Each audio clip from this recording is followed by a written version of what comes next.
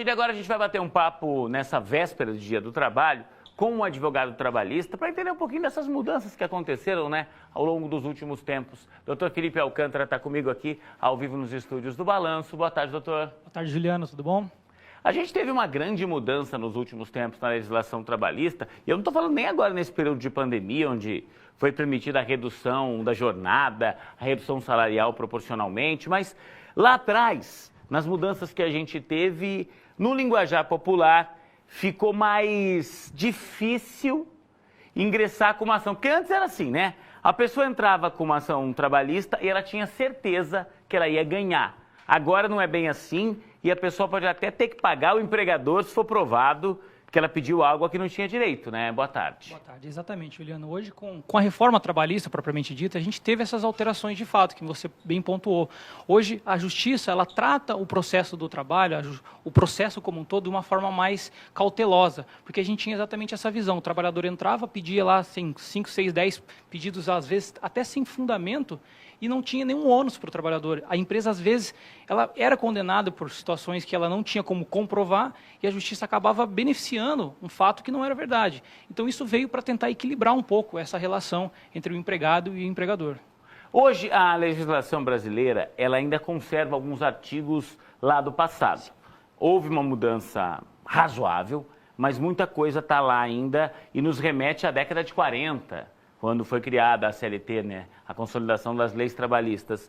Onde você considera, doutor Felipe, que a gente está mais distante da realidade, ainda mais se a gente considerar a realidade agora, que prevê o tal do home office em praticamente todas as funções? Esse trabalho em casa, antes era uma realidade que a gente tinha nos Estados Unidos, tinha no exterior, não era muito comum aqui. Mas esse período de pandemia trouxe o home office e para muitos setores ele vai persistir, né? Perfeito. Eu acho que o home office ele talvez seja o grande trunfo, né?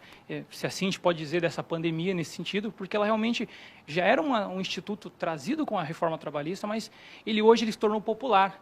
Então, até respondendo a sua pergunta, assim, eu acho que é perfeitamente o home office, o teletrabalho, ele é o melhor exemplo que a gente pode ter hoje, daquela coisa do avanço que foi um pouco lento e numa situação dessa de calamidade pública que a gente está vivendo, hoje torna-se algo normal. E eu acho que é uma tendência que já tornou-se uma realidade e tem tudo para ser efetivamente um avanço da nossa legislação trabalhista propriamente dita mesmo.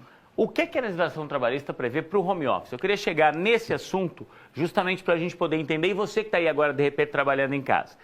Tem gente que já me mandou mensagem aqui dizendo o seguinte: o meu empregador, a empresa onde eu trabalho, ela me botou para trabalhar em home office, parou de me pagar o vale transporte, porque diz que não tem mais que ir para a empresa, e parou de me pagar o vale alimentação, o vale refeição, porque diz que agora eu estou na minha casa.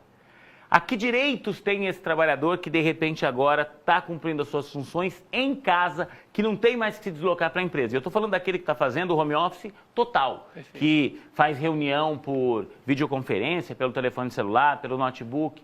Que direitos ele tem?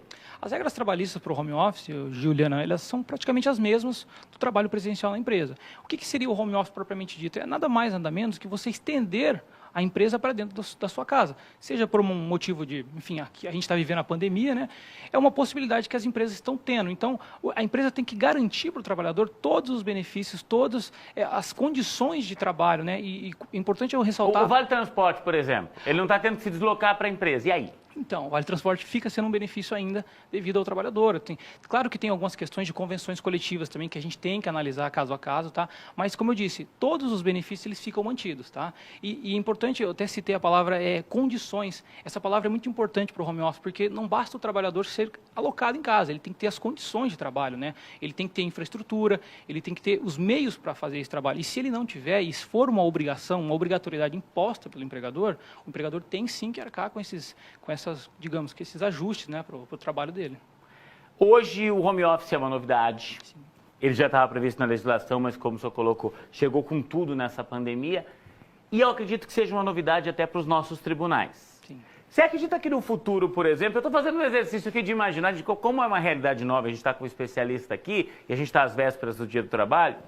Você acredita na possibilidade que daqui a alguns anos a gente tenha um processo trabalhista onde a pessoa, por exemplo, diga assim: olha, eu gastava tanto de energia elétrica e a partir do momento que eu fiz home office esses meses, a minha conta de energia dobrou. Olha, Eu pagava tanto pela internet, eu passei a estourar o plano todo mês, quando eu estava trabalhando home office.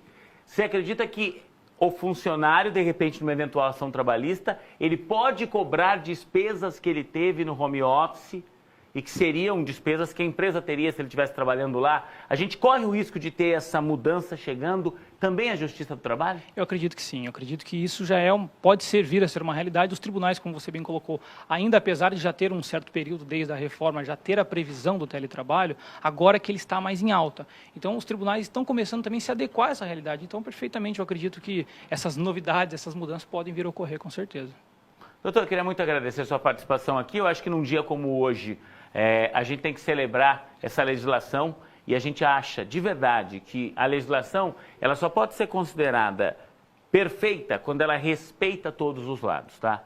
Quando ela respeita o empregador, quando ela respeita o empregado, e aí não importa se um tem um poder aquisitivo maior, se outro não tem, todo mundo tem que ser tratado de forma igual. Todo mundo precisa ter os direitos respeitados e para isso sempre existem os profissionais, os advogados, que vão levar essas causas, seja por parte do empregador, seja por parte do empregado, para os tribunais. É isso que a gente sempre busca, né? Exatamente. Eu acho que, fazendo até um adendo, o Dia do Trabalho, ele é um marco realmente na humanidade. Ele serve para a gente fazer uma reflexão, para a gente olhar para trás e pensar, poxa, olha o avanço que a gente já teve hoje. Pensar que hoje parece normal a gente ter o direito, a obrigação a gente ter carteira assinada, salário, férias. Antigamente a gente não tinha isso. Então o Dia do Trabalho ele vem para mostrar, olha pessoal, a gente evoluiu nesse ponto e a gente tem muito que evoluir ainda. E consequentemente a gente vai crescer muito na vida.